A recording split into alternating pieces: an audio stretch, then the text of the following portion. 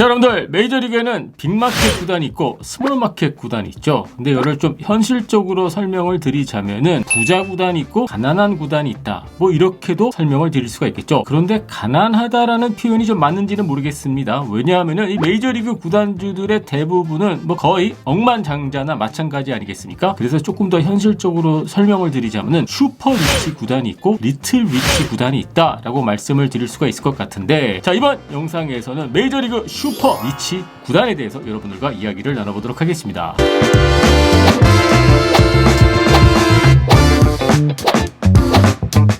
안녕하세요 여러분, DKTV의 누구겠습니까? 데니얼 킴입니다. 자, 먼저 말이죠, 이 메이저리그 구단들은 회계 장부를 공개하지 않습니다. 그래서 실제로 메이저리그 구단들이 얼마를 벌고 또는 뭐 얼마가 적자가 나는지 알 수가 없습니다. 그래서 선수협회에서 항상 주장하는 게 있죠. 매년 적자가 나고 있다, 뭐 구단주들이 이런 주장을 할 때마다 그러면은 회계 장부 한번 까보자, 이렇게 주장을 합니다만은 아직까지 회계 장부를 공개하는 구단은 나오지 않고 있고요. 실제로 매년 적자가 나오고 있다, 뭐 이렇게 주장하는 구단이 있기는 합니다만은 저 같은 경우에도 솔직히 그 말 믿지 못하고 있습니다. 자, 그렇다면은 이번 영상에서는 메이저리그의 대표적인 슈퍼리치 구단 중에 하나인 다저스 구단을 중심에 놓고 여러분들과 이야기를 나눠보도록 하겠습니다. 자, 일단 다저스 구단 같은 경우에는 최근 포브스 매거진에서 발표한 이 랭킹에 의하면은 메이저리그 전체 2위입니다. 가치로만 봤었을 때 두 번째로 높은 가치를 인정을 받고 있다라고 보시면 될 것 같은데요. 메이저리그에서는 전체 2위지만은요, 세계 프로스포츠 전체를 통틀어 봤었을 때 포브스 매거진에 의하면은 16위에 이름을 올려놓고 있습니다. 프로스포츠 전체라는 뜻은 뭐 EPL 구단들도 포함되어 있고요, NFL 구단들의 가치가 최근에 많이 올라가고 있거든요. 하지만 일단 뭐 메이저리그 안에서는 전체 2위라고 보시면 될 것 같고, 물론 1위는 뉴욕 양키스입니다. 자, 그렇다면 현 시점에서 다저스의 가치는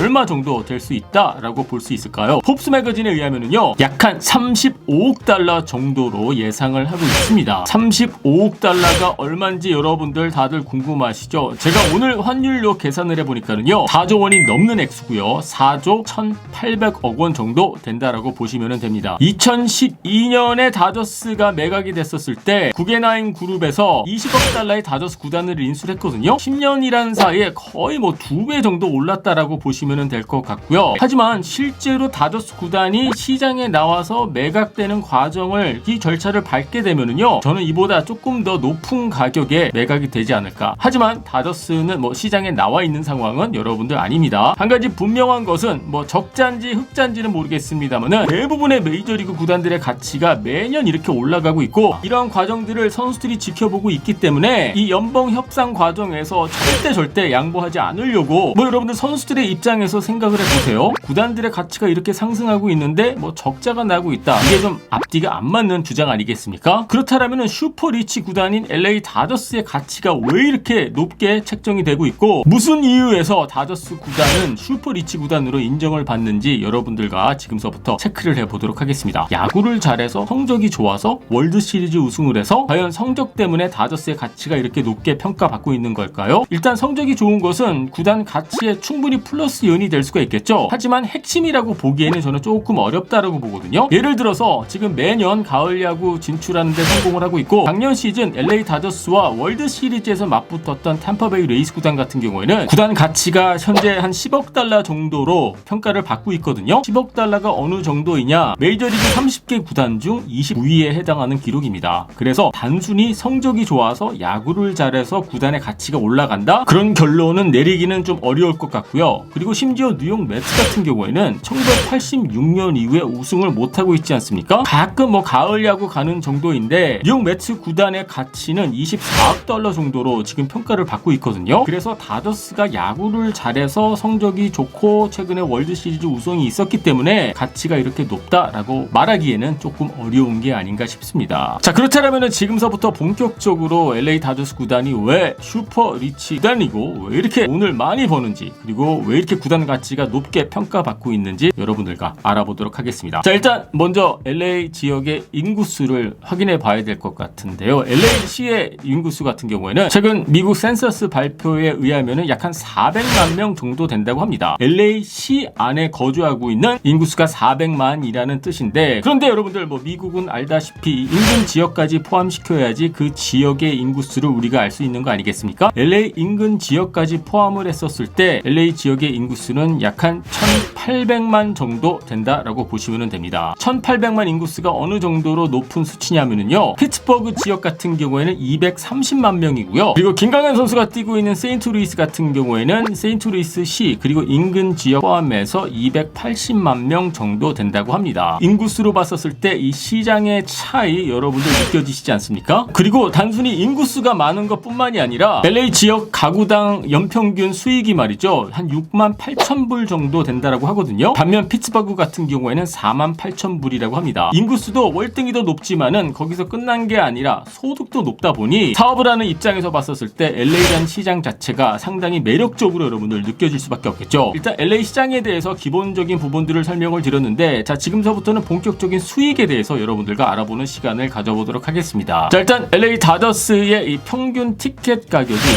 $108입니다. 한국 돈으로 약 한 12만 원 정도 되는 거고요. 가장 비싼 티켓도 아니고 가장 싼 티켓도 아니고 평균 티켓 가격이 108불이라고 합니다. 자, 그렇다면 4인 가족 기준으로 봤었을 때 적어도 한 $400 정도 된다라고 봐야 될 것 같고요. $400면은 약 한 50만 원 정도 된다라고 보시면 될 것 같은데, 그런데 400불은 단순히 티켓 가격이고요. LA 다저스를 방문하는 야구 팬들이 핫도그라든지 드링크를 사면서 쓰는 돈이 약 한 30불 정도 된다라고 하거든요. 그래서 4인 가족이 다저 스테디움을 방문을 했었을 때 적어도 60만 원 정도, 600불 정도 쓴다라고 보시면 될 것 같습니다. 그런데 또 여기서 빼놓을 수 없는 게 또 여러분들 주차비 아니겠습니까? 참고로 LA 다저스 구단 같은 경우에는 다저스 스테디움 뿐만이 아니라 다저 스테디움의 주차장까지 구단이 직접 소유권을 갖고 있거든요. 예를 들어서 양키 스테디움도 그렇고 뉴욕 맷스의 시티필드도 그렇고 말이죠. 대부분의 메이저리그 구단들은 해당 시에서 지어준 야구장을 사용하지 않습니까? 하지만 LA 다저스 구단 같은 경우에는 구단이 직접 스테디움과 주차장을 보유하고 있기 때문에 거기서 발생되는 수익을 모두 다 구단이 갖게 된다라고 보시면 됩니다. 또 하지만 메이저리그 구단들에게 가장 중요한 수익이 여러분들 결국에는 TV 중계권 아니겠습니까? 여기서 여러분들이 한 가지 기억하고 계셔야 될 부분이 바로 로컬 지역 TV 중계권이거든요. ESPN이나 폭스포츠나 또는 터너스포츠를 통해서 미국 전역에 중계되는 내셔널 TV 중계권 같은 경우에는 30개 구단들이 30분의 1로 나눠서 수익을 같이 갖게 됩니다. 빅마켓과 스몰마켓의 이 차이는 결국에는 가장 큰 차이점은 로컬 TV 중계권이 아닌가 싶은데, 각 지역 해당 방송사가 그 지역의 TV 중계권을 따로 사가야 된다라고 이해를 하시면 될 것 같습니다. 예를 들어서 이틀 전에 디트로이트 타이거스와 토론토 블루제이스가 류현진 선수가 선발했었던 경기 여러분들 다들 기억하고 계시죠? 그날 경기 같은 경우는 디트로이트 지역의 지역 방송사인 발리 스포츠가 중계를 했고요. 그리고 동시에 캐나다 토론토 쪽 방송사인 스포츠넷이 동시에 중계를 했거든요. 이렇게 메이저리그 같은 경우에는 같은 경기를 두 개의 방송사가 동시에 중계를 하고 있다라고 보시면 됩니다. 물론 디트로이트 지역의 발리 스포츠 방송사 같은 경우에는 디트로이트와 중계권 계약을 맺은 상황이고요. 그렇다 보니 여기서 크게 갈리지 않나 저는 그렇게 생각을 하고 있거든요. LA 시작이 워낙 크기 때문에 LA 지역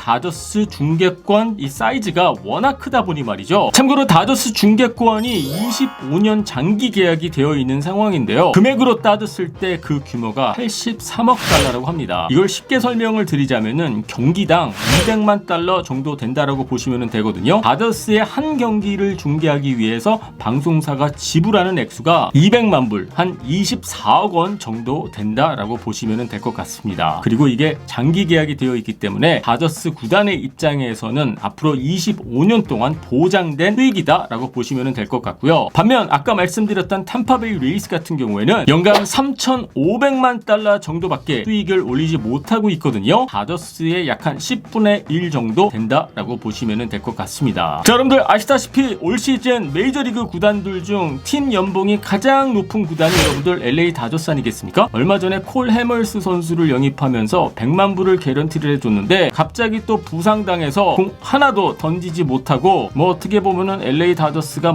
돈 지랄을 했다라고 볼 수도 있겠습니다만은 다저스가 워낙 이렇게 슈퍼리치 구단이기 때문에 가능했던 모험이 아니었을까 저는 그렇게 보고 있고요. 실제로 LA 다저스 구단이 연간 얼마를 벌어들이고 얼마의 흑자가 나고 있는지 또는 뭐 적자가 나고 있는지 알 수는 없겠습니다만은 지난 10년 동안 LA 다저스라는 거의 뭐 2배 이상 올랐다라고 보시면 될 것 같고요. 그 밖에 이런저런 뭐 작은 수익이 있겠습니다만은 다저스가 최근에 야구도 잘하고 있기는 합니다만은 일단 사업적인 측면으로 봤었을 때도 챔피언이 아닌가 싶습니다. 자, 여러분들 다저스 구단이 왜 이렇게 돈이 많은지 그리고 다저스 구단이 왜 슈퍼리치 구단인지 이해가 되셨나요? 자, 여러분들의 의견 궁금하니까는요 밑에 댓글란에 올려주시고요. 유튜브로 보고 계신 분들은요 구독 버튼 눌러주시고요. DKTV는 야구 상담소로 찾아뵙도록 하겠습니다.